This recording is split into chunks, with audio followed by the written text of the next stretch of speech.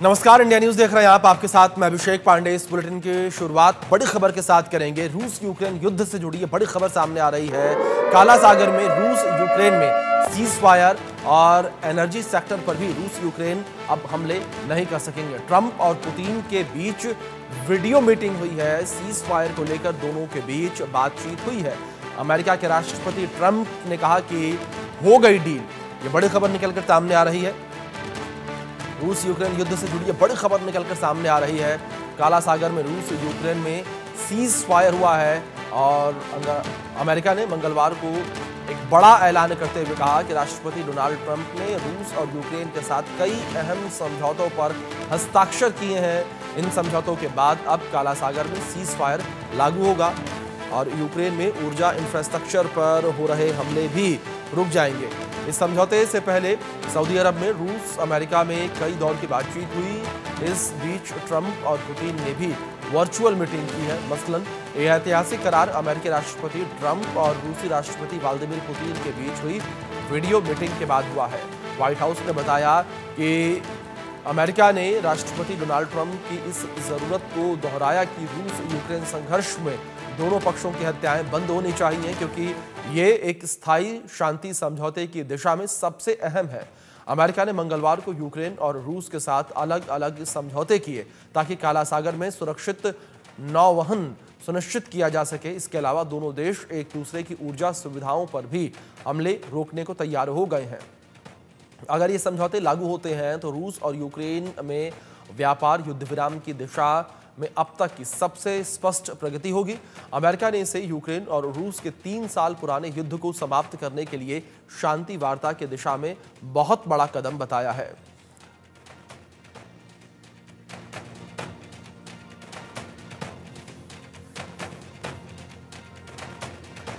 तो कुछ जानकारियां आप तक ग्राफिक्स के माध्यम से पहुंचाते हैं किस तरीके से रूस यूक्रेन में युद्ध विराम हुआ है। रूस यूक्रेन युद्ध अब खत्म होने की कगार पर आ चुका है।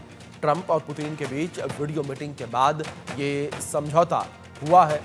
दूसरी ओर काला सागर में रूस यूक्रेन में सीज फायर पर सहमति बनी है। पुतिन और ज़ेलेंस्की अब काला सागर में युद्ध विराम के लिए तैयार नजर आ रहे हैं। दूसरी ओर एनर्जी सेक्टर पर भी दोनों देश हमले नहीं करेंगे, इस बात को लेकर दोनों देश सहमत हुए हैं। सऊदी अरब में रूस अमेरिका में कई दौर की बातचीत हुई है। 23 से 25 मार्च तक सऊदी अरब में द्विपक्षीय बातचीत हुई है। तो कुछ इस तरीके से जानकारियां जो है निकलकर सामने आ रही हैं। सऊदी अरब में द्विपक्षीय बातचीत की गई है। इस बीच इस विषय पर बातचीत करने के लिए कुछ खास मेहमान हमारे साथ जुड़ गए हैं। निपुण आलम बयान विदेशी मामलों के जानकार हमारे साथ जुड़े हैं। दूसरी ओर retired colonel TP Tyagi ji जुड़े हैं, रक्षा विशेषज्ञ हैं। आप दोनों मेहमानों का बहुत स्वागत है इस चर्चा में। और चर्चा की शुरुआत निपुण जी मैं आपसे करना चाहूंगा। जिस तरीके से फैसला लिया गया है, इस फैसले का कितना प्रभाव वैश्विक स्तर पर पड़ता हुआ नजर आएगा? क्योंकि काला सागर को लेकर बात की जाए तो वहां से कई जहाज गुजरते हैं और पूरे विश्व में कहीं ना कहीं इससे व्यापार होता नजर आता है। Black Sea is a very important trade route for the Europe and Asia. तो हम देखें तो वहाँ पर अगर इस प्रकार का अगर युद्ध विराम होता है तो जो नौवहन, जैसे कहा गया कि भाई जो नौवहन एक सुरक्षित नौवहन क्या होगा, सुनिश्चित होगा। वहाँ से जितने भी जहाज आते जाते हैं उन पर किसी प्रकार का अटैक नहीं होगा, हमला नहीं होगा। तो निश्चित रूप से ये राहत भरी खबर है यूरोप के लिए, एशिया के लिए, सभी देशों के लिए कि राहत भरी खबर है। इसको हम इस रूप में एक तो देखें। दूसरा क्या है कि जो इतने लंबे समय से क्या था प्रतीक्षा थी कि ये वॉर रुके, इस प्रकार के वॉर में एक विराम लगे, तो मुझे लगता है कि स्थायी युद्ध विराम के लिए शुरुआत होगी इसी के माध्यम से। आज इतनी बात हुई है, कल को इससे आगे बढ़ा जाएगा, इससे अगला स्टेप होगा, अगले स्टेप में स्थायी युद्ध विराम होगा। तो कहते हैं कि शुरुआत अगर ठीक से हो जाए तो अंत भी क्या होता है आपका सही तरीके से होता है। तो मुझे लगता है कि एक शुरुआत है, इसको किया गया। फिर हम देखें कि और बहुत सारी सहमति जताई गई कि जो एनर्जी सेक्टर है उनके ऊपर किस तरह का अटैक नहीं होगा, एनर्जी सेक्टर को क्या हो जाएगा, आपका सेफ रखा जाएगा। तो वो चीज कहीं ना कहीं क्या है, आपकी प्रशंसा की स्थिति है कि भाई चलो एनर्जी सेक्टर को बचाया गया है। तो एनर्जी जो होता है वो किसी भी देश की उत्पादन का सबसे बड़ा क्या होता है, सोर्स होता है। लेकिन एक बात से मैं थोड़ा सा क्या ना, एक बात से लेकर मैं कहीं ना कहीं डिसअपॉइंट हूँ। वो ये कि देखिए अमेरिका और आपका व्लादिमीर पुतिन है। ये ट्रम्प और पुतिन साहब बात कर रहे हैं, वीडियो कॉन्फ्रेंसिंग कर रहे हैं, लेकिन जो मुख्य पार्टी है, यानी कि इसमें स्टेक होल्डर तो दो ही हैं, रशिया और यूक्रेन है, उसको उतना ज्यादा उसमें शामिल नहीं किया जा रहा है। ठीक है, वो बात अलग है कि सऊदी में बैठकर, चाहे वो रशिया के प्रतिनिधि हो, यूक्रेन के प्रतिनिधि हो, उन्होंने कल बैठकर बात की। उसके बाद फिर पुतिन साहब और ट्रम्प साहब ने क्या किया, बात किया, वीडियो कॉन्फ्रेंसिंग की। लेकिन कहीं ना कहीं एक मिसिंग बात ये हो रही है कि स्थायी जब हम शांति की बात कर रहे हैं, तो जो मेन स्टेक होल्डर्स हैं उनको भी तो बात होनी चाहिए थी। वीडियो कॉन्फ्रेंसिंग के थ्रू अगर बातचीत हो रही थी, तो उसमें अगर तीनों पार्टी बैठ के बात करती, तो मुझे लगता है कि ज्यादा और बेटर तरीके से शांति की ओर भागते आगे बढ़ती, पीस की बात आगे बढ़ती। तो कहीं ना जी कहीं मुझे लगता है कि थोड़ा सा ये एंगल अभी मिसिंग है, जी जिस पर कहीं ना कहीं अमेरिका को, रशिया को फोकस करना चाहिए। जी, जी ठीक है।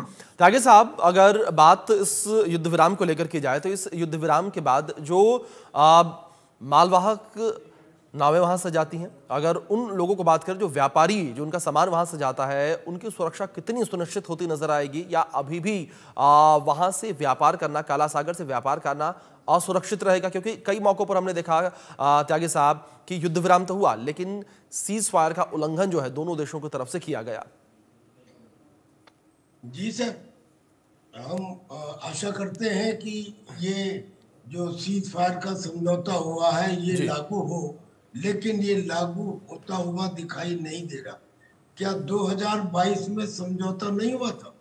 2022 में समझौता हुआ था कि अफ्रीका में, वेस्ट एशिया में उस समय अन्न के दाम बहुत बढ़ गए थे, तो स्पेशल समझौता किया गया था कि जहाजों को आने जाने दिया जाएगा, ब्लैक सी के अंदर फ्री मूवमेंट होगा। लेकिन उन्हीं जहाजों में हथियार आने लगे, तो फिर 2023 में इस समझौते को रशिया ने लिफ्ट कर लिया। क्या इससे पहले ये समझौता नहीं हुआ था कि एक दूसरे के देश में एनर्जी स्ट्रक्चर, इंफ्रास्ट्रक्चर पर और दूसरे इंफ्रास्ट्रक्चर के ऊपर हमले नहीं किए जाएंगे? लेकिन यूक्रेन ने रशिया के एंजल बेस के ऊपर भी किए, यानी कि इंफ्रास्ट्रक्चर, और रिफाइनरी पे भी किए, यानी कि एनर्जी। ऐसे ही रशिया ने भी यूक्रेन पे हमले किए।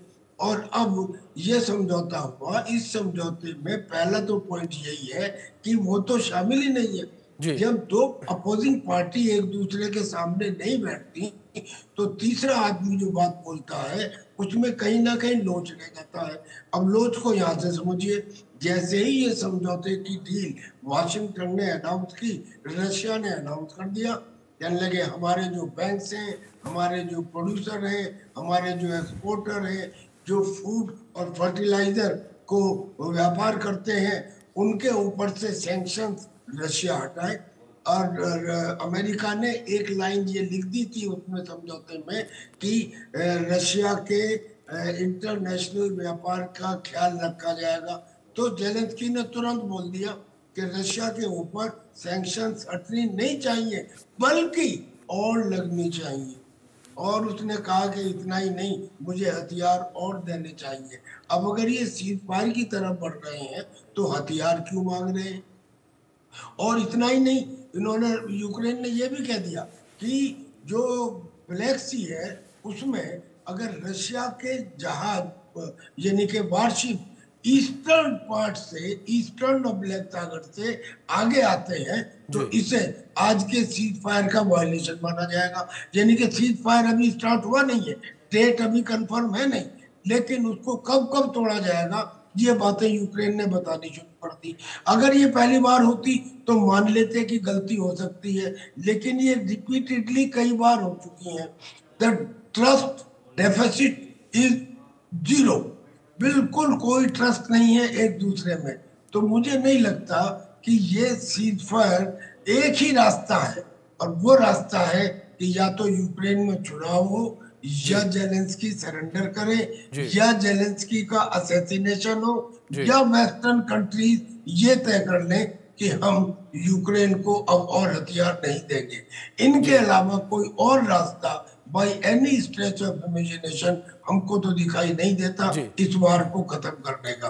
और ट्रम्प जो बार बार कह रहे हैं कि मैं इस युद्ध को रुकवा दूंगा, वो एक दिन के हिसाब से तो आज 100 दिन से भी ज्यादा हो चुके हैं, अभी तक तो रुकवा नहीं पाए।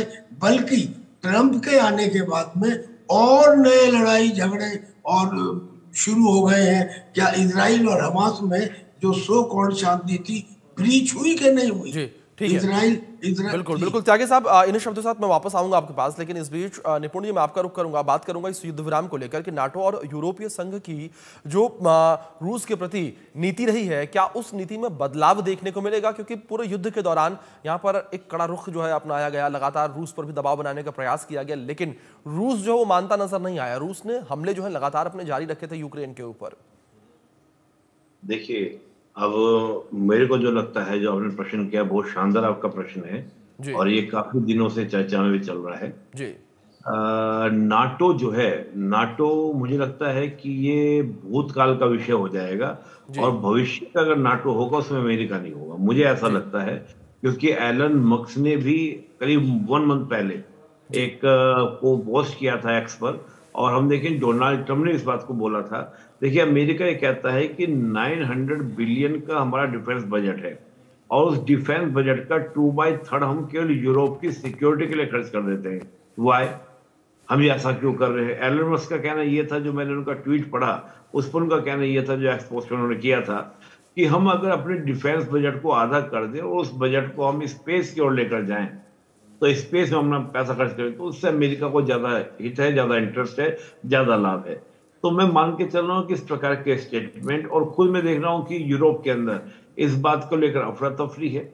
यूरोप की अगर हम बात करते हैं, यूरोप ने अपना डिफेंस बजट बढ़ाने की बात कर दी है कि सारे यूरोपियन कंट्रीज जो हैं वो अपना डिफेंस बजट 30% तक बढ़ाएंगे। ये सबके बीच में क्या हो गया है, तय हो गया कि हम 30% अपना बजट बढ़ाएंगे। और उसमें ये लग रहा है देखने में, जो फ्रांस ने लीड किया है, कि फ्रांस लगातार क्या कर रहा है, उसको लीड ले रहा है कि फ्रांस क्या करेगा। ये देखिए, बिकॉज क्या है कि ईयू से ब्रेक्सिट के कारण ब्रिटेन तो हो चुका है बाहर, और फ्रांस क्या है, अभी ईयू का पार्ट है।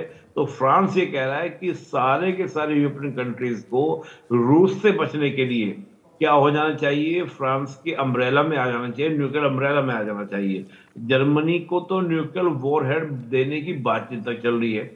तो मैं देख रहा हूँ कि जो इस प्रकार का एक सिनेरियो चेंज हो रहा है, आने वाले समय में दिखेगा आपको 2-3 साल के अंदर, कि एक बहुत बड़ा ड्रास्टिक चेंज जो है आपको वर्ल्ड एनर्जी देखने को मिलेगा। नए नए इक्वेशंस बनेंगे, नए समीकरण बनेंगे, जिसकी शुरुआत यहाँ से हो चुकी है। तो मैं मान के चल रहा हूँ कि डोनाल्ड ट्रंप के पीरियड के दौरान पूरी दुनिया क्या होगा, एक बहुत बड़ा चेंजेस आपको देखने को मिलेगा। बिल्कुल और रशिया के ऊपर रही बात दबाव की बात, चाहे वो यूरोप का दबाव हो या अमेरिका का दबाव हो। देखिए, अमेरिका ने सेशन लगाए थे, लेकिन आज अमेरिका ये कह रहा है कि रशिया पे जो सेशन लगाए गए हैं इनको रिलीज किया जाए। अमेरिका जी अपनी पॉलिसी के तहत चल रहा है। अमेरिका का पूरा फोकस है कि चीन की ताकत बढ़ती है रशिया के साथ आकर। जी अगर हम रशिया को चीन से अलग करने में कामयाब रहे तो हमें अपने डिफेंस बजट भी कम करने में सहायता मिलेगी जी और साथ ही चीन का मुकाबला करने में हमको सहायता मिलेगी। बिल्कुल तो एक बड़े कैनवास पर बहुत सारी चीजें बदल रही हैं। बिल्कुल जी। निपुण जी, एक बड़ा बदलाव जो है वैश्विक स्तर पर देखने को मिलेगा, जिस तरीके से आपने जिक्र किया। त्यागी साहब, जिस तरीके से युद्ध को लेकर हम बात कर रहे थे, ये युद्ध विराम जो है, सीज फायर जो है, वो तो ब्लैक सी में है, लेकिन क्या रूस और यूक्रेन का जो युद्ध लगातार जारी है, उस युद्ध पर भी ब्लैक सी में हुए सीज फायर का असर पड़ता नजर आएगा? नहीं सर, मुझे नहीं लगता। और उसका कारण ये है जी कि जो एंटायर यूरोपियन कंट्रीज हैं, जी particularly under the leadership of France, उनका जो टोटल पॉलिसी है वो ये है कि किसी तरह से रशिया को यूक्रेन के युद्ध में उलझाए रखो और हमको समय मिल जाए, हम अपना डिफेंस बजट बढ़ा लें, हम अपने आर्म्स इकट्ठे कर लें, हम एक यूरोपियन सेना बना लें और हम पोलैंड के अंदर जो जॉइंट डिफेंस सेंटर खोला गया है उसको स्ट्रेंथन कर लें। यानी कि उनको चूंकि रशिया के अटैक का खतरा है तो उस खतरे से निपटने के लिए प्रॉपर तैयारी हो जाए, without the help and involvement of America आगे के लिए भी तैयारी हो जाए। इसलिए तब तक के लिए, यानी कि अगले कुछ वर्षों तक के लिए जो प्लान है यूरोपियन कंट्रीज का, वो तो ये है कि रशिया को यूक्रेन के युद्ध में उलझाए रखो, टाइम गेन करो, अपनी ताकत बढ़ाओ। ये तो बात हो गई। इसलिए नहीं लगता कि सीज फायर कंटिन्यू करेगा, किसी ना किसी प्रोटेक्ट में टूट जाएगा। और एक बात और है, आपको क्या लगता है कि क्या ट्रंप ने नहीं इजाजत दी होगी? जब ये पहले हो गया था कि एक दूसरे के एनर्जी स्ट्रक्चर के ऊपर, एनर्जी इंस्टॉलेशन के ऊपर अटैक नहीं करेंगे, उसके बाद यूक्रेन ने अटैक किया रशिया के एंजिल बेस के ऊपर, जहां उसके बॉम्बर्स खड़े होते हैं, और उसकी बड़ी रिफाइनरी के ऊपर। मुझे लगता है कि this has been done with the tacit approval of Biden, Biden नहीं, ऑफ ट्रम्प, क्योंकि ट्रम्प को जो बेइज्जती महसूस हुई थी उस टेलीफोन टॉक में, जिसमें उन्हें 1 घंटे इंतजार करना पड़ा था, और जिसमें एक दिन पहले उनके विटकॉफ को 9 घंटे इंतजार करना पड़ा था। और इतना ही नहीं, ट्रम्प की बेइज्जती यहाँ भी हुई थी कि जब यूक्रेन ने कॉम्प्रिहेंसिव सीज फायर को मान लिया था, तो रशिया ने उसे मना कर दिया कि मैं कॉम्प्रिहेंसिव सीज फायर नहीं मानता। वो तो किसी तरह से उन्होंने कहा, अच्छा नहीं मानते तो कम से कम एनर्जी स्ट्रक्चर्स के ऊपर हमला ना हो, इसे मान लो। तो जोड़ तोड़ते किए गए इस तरह के दिखाने के लिए जो सीज फायर है, वो जमीनी हकीकत में सही उतरेंगे, ऐसा हमें नहीं लगता। जी निपुण जी, दूसरी ओर अगर बात इस सीज फायर को लेकर की जाए, जिस तरीके से सीज फायर हुआ है, तो इस सीज फायर के दौरान रूस ने अपनी कई शर्तें जो हैं वो रखी हैं। ऐसे निपुण जी, क्या ये माना जाए कि रूस यहाँ पर एक ऐसी इमेज क्रिएट करने का प्रयास कर रहा है कि देखिए हम इन बातों को मान तो रहे हैं, हम सीज फायर को मान तो रहे हैं, लेकिन हम अपनी शर्तों पर मान रहे हैं? देखिए, रशिया का पूरा पॉइंट ऑफ व्यू जो है वो अपने आप को एक विजेता, एक डिक्टेटर कंट्री के रूप में अपने आप को प्रदर्शित करना कि मैं एक विजेता हूं, और जो जमीन मैंने यूक्रेन की कब्जा की है वो मेरी जीत का उपहार है, मैं उसको तो लौटाने वाला नहीं हूँ। और वो इस तरह का शो कर रहा है। कुर्स्क रीजन में जहां पर यूक्रेन के सैनिक घुस गए हैं, उनको बिना शर्त बाहर निकलो, उनको निकालने की बात कर रहा है। फिर दूसरा कहा कि जिस मोटिव के लिए हमारा वॉर शुरू हुआ था, नाटो में यूक्रेन नहीं जाएगा, ये ऑन द रिटर्न लिख कर देना होगा।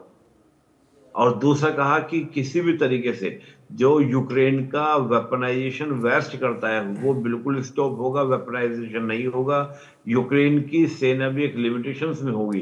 तो मुझे लगता है कि जिस प्रकार की शर्तें रशिया लगा रहा है, वो एक सॉवरेन कंट्री के ऊपर थोड़ा सा मानना मुश्किल, नामुमकिन सा मेरे को लग रहा है। तो रशिया कहीं ना कहीं वो सारी कंडीशन थोपने का प्रयास कर रहा है, सारी कंडीशन यूक्रेन को लगाना चाह रहा है, जिससे भविष्य में किसी भी तरह से कोई भी उम्मीद जो है वो यूक्रेन से ना रह जाए किसी प्रकार के अटैक करने की।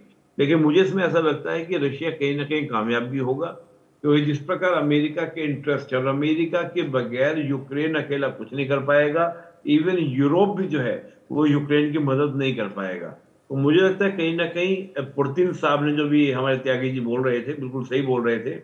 1 घंटे डोनाल्ड ट्रंप को वेट कराकर साफ मैसेज दे दिया कि इस वॉर के अंदर चलेगी तो सिर्फ मेरी चलेगी, मैं बताऊंगा कि वॉर को कैसे रोकना है, किस तरह समाप्त करना है, मेरे लिए कोई चीज मायने नहीं करते। डोनाल्ड ट्रंप को मैं वेट करा सकता हूं तो और क्या रहेगा। क्लियर कट मैसेज पूरे यूरोप को है।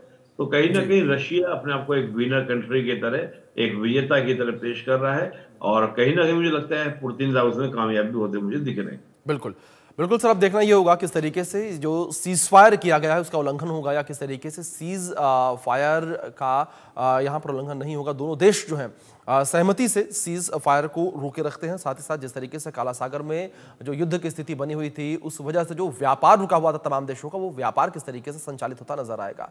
आप दोनों मेहमानों का बहुत शुक्रिया जुड़ने के लिए और अपना कीमती वक्त इंडिया न्यूज को देने के लिए।